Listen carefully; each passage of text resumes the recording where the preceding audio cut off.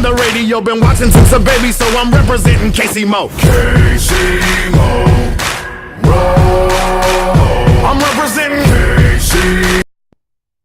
Hi, it's Kansas Sports TV here, back with another video, and today we're going to be reviewing the Sporting Kansas City game versus the Colorado Rapids, and I've already seen the game, but what we're going to do in these reviews, I'm going to watch the highlights since this is the first time I'm doing one, and then so anybody that didn't see the game can see the highlights, and then I'll talk about the game after. But credit to MLS, yeah, I think I got it from the MLS YouTube page. I'll leave a link in the description, and this is where I get the highlights from.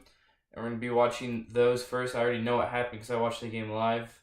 I didn't see it most of the first 20 minutes because I was doing some other things, but we're going to be reacting to the highlights so anybody who didn't see the game can see it. And then we'll start talking about reviewing little individual things at the end of the highlights. But anyways, let's get into the highlights.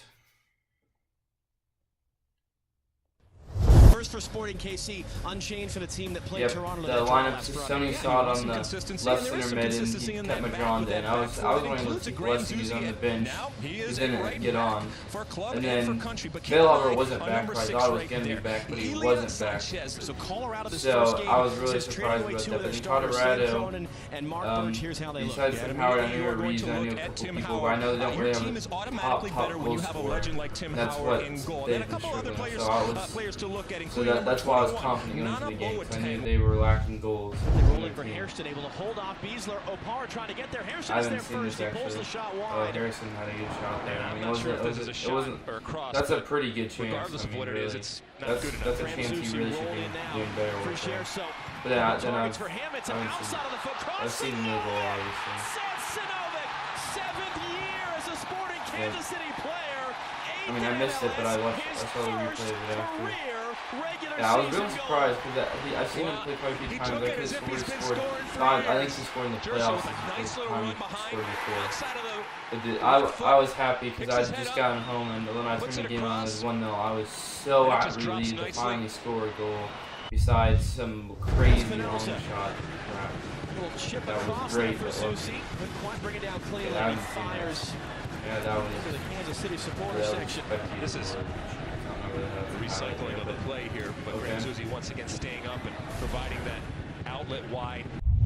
Okay. Dwyer trying to hold off Beasler. Got a cross in. Baji was up for it. Melia I saw that. Okay, before this, Melia kicks the ball out of bounds on the clearance, like straight out, instead of passing it right to her teammate. And that almost cost us a goal, but that was a good save. And Jerso finally gets him with the ball besides make an awful cross, and then he's playing baseball there. It took me a while to figure out what he was doing for celebration, but he's playing baseball, which is kind of surprising since he's from, I don't think it's really, baseball's a really big sport there, but anyways, I was so happy when Jerso actually did something to score, but at this point, everybody wanted Dwyer to score. And some people were, I know some people was calling him Dwyer because they really pissed off him. They didn't show a couple of good chances that Colorado had though. That was a good chance. Colorado had a couple of really good chances when we were only up 1-0 at the end of the first half. Susi letting fly, pings off of Watt's face, falls for Dwyer, he's onside. That was so offside too. I don't know how Dwyer doesn't do better there, but that was so offside, I thought, when I watched it. He's a goal scorer. What do you think about that? First of all, released on the outside by Moose. Yeah, before this, but Dwyer, I was so happy. I was so happy when he finally scored his first goal of the season. What a ball by Saloni. I actually can't remember his name. It was just yesterday. It was his first appearance. He's only a 20-year-old, developing in the youth. And this is not a pin. This is not a pin. This is definitely not a pin. He runs into Madron, who's running away from them. How is that a pin? How?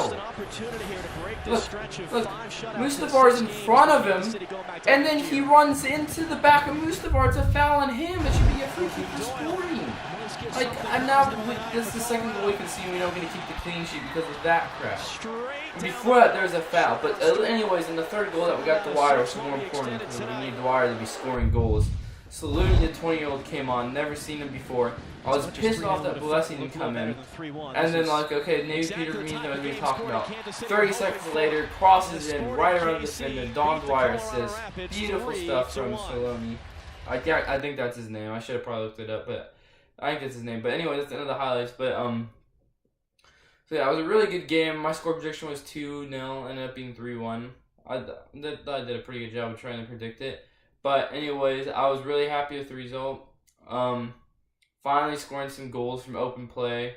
I want to see more Saloni now because he looked really good in those 10 minutes. So we have some really good young talent, and that's really exciting because Sporting Kansas City doesn't necessarily have the financial funds to compete with your New York cities or Orlando getting Kaká or getting David Villa or even getting Schweinsteiger for Chicago Fire, which really surprised me.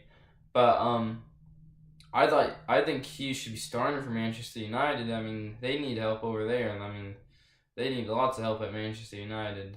Schweinsteiger is better than most of their midfields there, and a lot of the Manchester United fans think that too. So I was just like, when they went to Chicago Fire, I'm like, wow, Jose Mourinho that's a questionable decision. I really don't rate Jose Mourinho that much. That's why I don't think they're going to finish top 4. But anyways, back to Sporting KC. We don't have the financial funds, so we need to develop players, and that's really been looking like it's been happening. We got some goals. We got Dwyer's first goal, so hopefully you have confidence because he's a really energetic, really works hard for the team, but he gets really mad himself if he's not scoring, so it's good to see. We need him to get that goal. I'm really glad that we got the 3-1 victory. It should have been 3-0. That was the dumbest pin. But anyways, that's a good result to go off to. I actually forgot who we're playing next weekend, but now we're still undefeated. We're tied the longest streak at Children's Mercy Park for the longest unbeaten streak at Children's Mercy Park. And so now we go into next weekend, 4th in the Western Conference, which is by far the better conference because in the MLS wins is the tiebreaker set of goal differential, unlike many leagues. So now we go to play, like I said, I can't remember who, but off a good form.